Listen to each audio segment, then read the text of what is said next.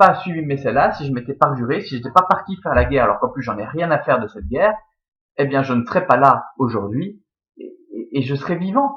Je serais pas aux portes de la mort. En plus, je suis sur une terre étrangère, je vais mourir, même personne pour honorer ma dépouille, personne pour venir me rendre les derniers honneurs funèbres tous les ans, j'ai pas d'enfant, c'est la cata pour lui. Et donc c'est cela. Et donc il se dit, mais finalement, on était mieux avant. On était mieux au temps où il n'y avait pas de guerre, au temps où on pensait qu'à l'amour, il n'y avait pas de guerre, il n'y avait pas de bateau, il n'y avait pas de souffrance, il n'y avait pas de maison, il n'y avait pas de bien. On était mieux quand on n'avait rien, parce qu'au moins on ne désirait rien, il n'y avait pas de pression sociale, et on était beaucoup mieux. Donc c'est dans ce contexte que se déroule cette description en fait du temps bienheureux de l'âge d'or.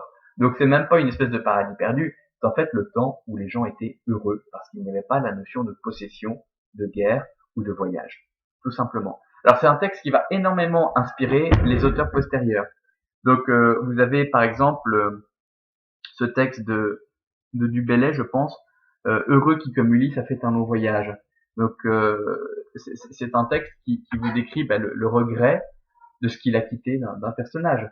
Donc c'est un texte qui est très très beau. Et donc tous ces textes euh, ont été écrits à la suite de Tibulle. Donc sont inspirés de ce texte de Tibulle euh, parce que c'est sans doute le texte le plus beau de Tibulle et son plus grand chef-d'œuvre. En fait, c'est le texte dans lequel il est le plus sincère. C'est un homme qui a peur de mourir, qui a quitté les siens, tous ceux qu'il aimait, et qui se dit mais finalement à quoi bon? Voilà. Donc c'est un texte qui est beaucoup plus beau et philosophique qu'il n'y paraît, parce qu'il est plein de vérités humaines. Alors maintenant que cela est fait pour la scansion, on va revenir, je regarde s'il y avait rien d'autre, non. On va revenir au texte, donc on va voir un petit peu la description des images déjà. Alors vous avez cette très belle fresque de Pierre de Cortone, qui vous représente l'âge d'or. Et donc, on voit justement tout ce qui est écrit dans le texte de Tibulle, pardon. Donc, c'est-à-dire que vous avez la mer en arrière-plan, mais il n'y a pas de bateau. Les hommes vivent en communion avec les animaux. Donc, vous voyez une chèvre, vous voyez ici un lion, un chien, un lapin.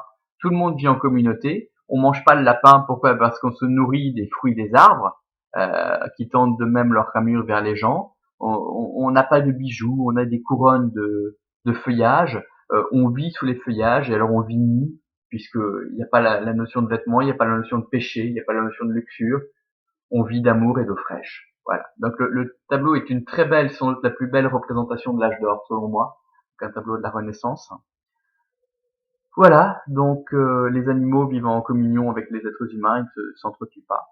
Bon. Et ici cette représentation-ci qui est du Moyen Âge, qui nous montre justement le paradis perdu avec Adam et Ève, donc qui prennent Ève qui cueille la pomme, elle a déjà cueilli ici la pomme, dans sa main gauche, et elle s'apprête à la donner à Adam. Ils vont croquer dans ce fruit défendu et vont être chassés du paradis perdu et vont connaître la misère, la souffrance, la maladie, la mort, etc. Vous voyez, ici Adam qui tient aussi déjà le rameau dont il couvrira sa nudité après avoir mangé la pomme.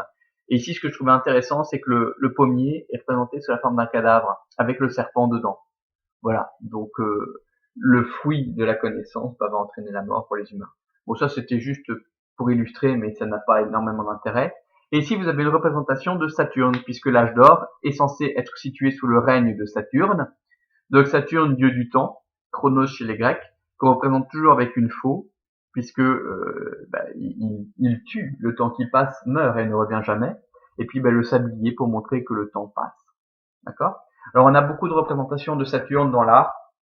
Saturne qui mange ses enfants, évidemment, ce qui est toujours un petit peu bizarre, parce que c'est pas si, on n'était pas si heureux que ça du tour de Saturne. Mais on a aussi beaucoup de représentations, par exemple dans les vieux livres. Vous avez à l'entête du livre, quand vous tournez, la première gravure vous montre généralement, parfois c'est la seule du bouquin, vous montre Saturne qui est en train d'arracher les pages des livres et de les dévorer. Et donc, ça symbolise que le temps détruit toutes les œuvres littéraires et que bientôt il n'en restera plus rien. Voilà, donc je trouve l'image très très belle. Bien, voilà, donc ça clôture l'analyse des documents iconographiques. Je surveille le temps. Ok, ça va, c'est bon.